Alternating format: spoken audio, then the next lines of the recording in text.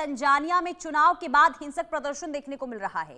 हिंसक प्रदर्शन में 700 लोगों की मौत का दावा किया गया। सरकार ने कर्फ्यू लगा दिया है, इंटरनेट भी बंद है। 3 दिन तक हिंसक प्रदर्शन से तंजानिया में हाहाकार मचा हुआ है। दरअसल अफ्रीकी देश तंजानिया इन दिनों हिंसक दौर से गुजर रहा है। यहाँ की मुख्य विपक्षी पार्टी चाडेमा ने दावा किया है कि देश भर में पिछले 3 दिनों तक चले हिंसक चुनाव संबंधी विरोध प्रदर्शनों में लगभग 700 लोग मारे गए हैं।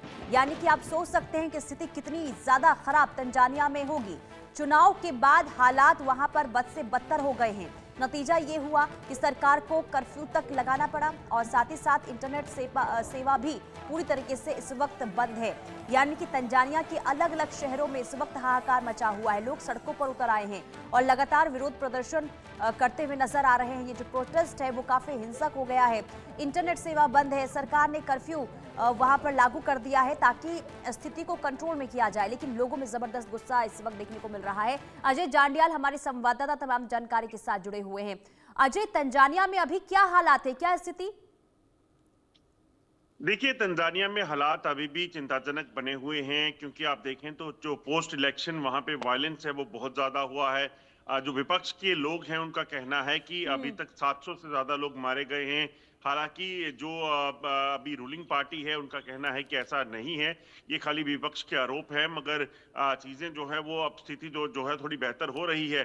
जो जानकारी दी गई है, आपको बता दूं कि जो फॉरेन मिनिस्टर तंजानिया के हैं उनकी तरफ से ये कहा गया है कि दरअसल जो तंजानिया में सरकार थी उसमें एक्सेसिव फोर्स का इस्तेमाल जो है वो किया गया था, और इसी वजह से जब एक्सेसिव फोर्स इस्तेमाल हुई है उसकी वजह से जो है ये स्थिति पैदा हुई है कि इसमें लोग जो है मारे गए हैं। जो फॉरेन मिनिस्टर हैं तंजानिया के मोहम्मद थबीत कोम्बो, उनकी तरफ से एक स्टेटमेंट जारी किया गया है। उनका कहना है कि बहुत ज्यादा फोर्स को डिप्लॉय किया गया था, जिसकी वजह से जब प्रदर्शनकारी और उनके बीच में झड़प हुई उसके बीच जो है लोगों की मौत हुई है। हालांकि उन्होंने कोई फिगर नहीं दिया है कि कितने लोग मारे गए हैं, मगर उनका कहना है कि अब फोर्स को जो है वो रिस्ट्रेन बरतने के लिए कहा गया है, फोर्स को कम कर दिया गया है और चीजें जल्द सुधरेंगी, इस चीज की अनुमान जो है लगाया जा रहा है। वहीं आपको बता दूं कि मारियो रुबिको जो यूएस सेक्रेटरी हैं उन्होंने भी इस चीज पे काफी रोष जताया है कि इतनी ज्यादा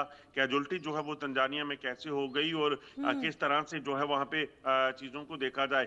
अब चुनावों के बाद ये जो प्रदर्शन होने का मतलब ये है कि कहीं ना कहीं रिगिंग या फिर जो मौजूदा सरकार है उनके विरोध में ये प्रदर्शन है। कई सरकारी इमारतों में सही गाड़ियों में जो है वो आग लगा दी गई है और पुलिस ने और सुरक्षा बलों ने इसे कंट्रोल करने के लिए बल का इस्तेमाल किया, फायरिंग का इस्तेमाल किया, जिसके कारण इतनी ज्यादा कैजुअल्टीज वहां पे देखी गई हैं। लेकिन अजय, आखिर इतनी स्थिति खराब क्यों हुई? इसके पीछे की क्या वजह सामने आ रही है? आखिर लोग सड़कों पर उतरकर हिंसक प्रोटेस्ट करते हुए क्यों नजर आए? देखिए, जिस तरह से आप देखें तो लगातार लोगों के प्रदर्शन हुए हैं। हिंसक प्रदर्शनों के बाद जो है इस तरह की स्थिति बनी और उसके पीछे चुनावों के बाद अगर प्रदर्शन होते हैं तो यकीनन एक वजह इसके पीछे यही हो सकती है कि जो पार्टी वहां पे जीती है उनके खिलाफ ये प्रदर्शन मीन्स उनको लग रहा है, लोगों को ये आशंका है कि शायद ये लोग जो है वो रिगिंग करके या फिर ये गलत इलेक्शन जो है वो करवाकर जो है वो जीते हैं। इसी चीज को लेकर ये विरोध प्रदर्शन का सिलसिला जो है वो शुरू हुआ है। अब तंजानिया के ज्यादातर इलाकों में उसके बाद जो है सरकार ने कर्फ्यू लगाया है और स्थिति पर जायजा रखे हुए है।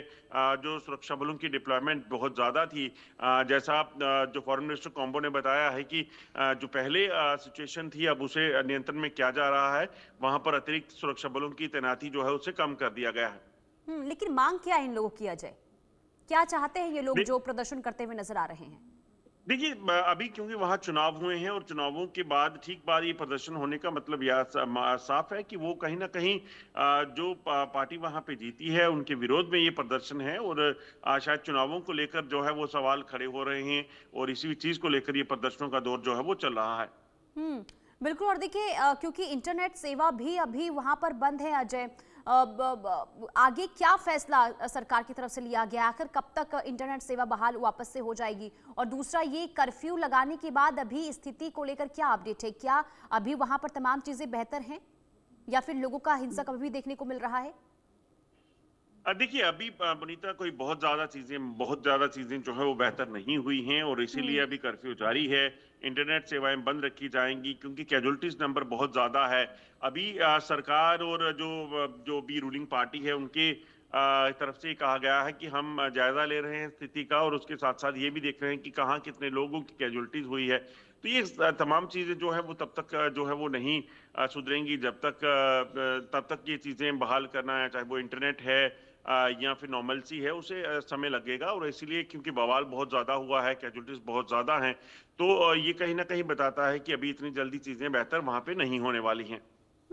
लेकिन अजय देखिए, अब हमने पिछले कई दिनों से जो हालात बाकी अलग अलग देशों में भी हमने देखा है, अगर कोई मांगे होती है, सरकार के खिलाफ अगर गुस्सा जाहिर करना होता है तो लोग सड़कों पर उतर आते हैं, अपनी बात मनवाने की कोशिश करते हैं। तो क्या माना जाए अब जो ये पैटर्न शुरू हो चुका है वो अब अलग अलग देशों में इसी तरीके से आगे भी देखने को मिल सकता है? और क्या अब माना जाए कि जो पैटर्न है, जो अलग अलग, खास करके हमने नेपाल में देखा जो स्थिति बनी, इसके बाद वो अलग अलग देशों में भी उसे अपनाया जा रहा है, क्या इसे भी इस तरीके से हम देख सकते हैं क्या?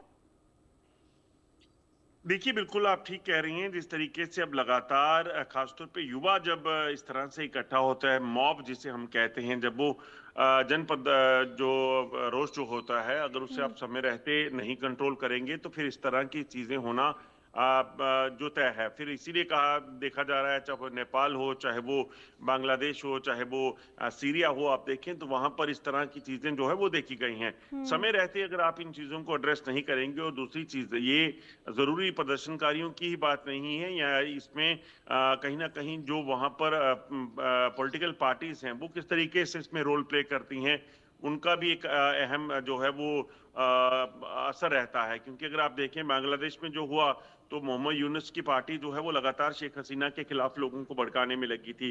नेपाल में जो हुआ आपने देखा, उसमें जो सिटिंग प्रेसिडेंट थे उनको हटाने, प्राइम मिनिस्टर थे उनको हटाने के लिए जो है लगातार विरोध हो रहा था। और उसके साथ साथ जो वहां पे बाकी जो अपोजिशन के लोग थे वो उनको उनके खिलाफ जो है वो लगे हुए थे। तो ऐसे में कहीं ना कहीं ये बड़ा हो जाता है कि आप किस तरह से उन ठीक है। लोगों को टैकल करते हैं, वो चीजें ज्यादा स्थिति को खराब करती हैं।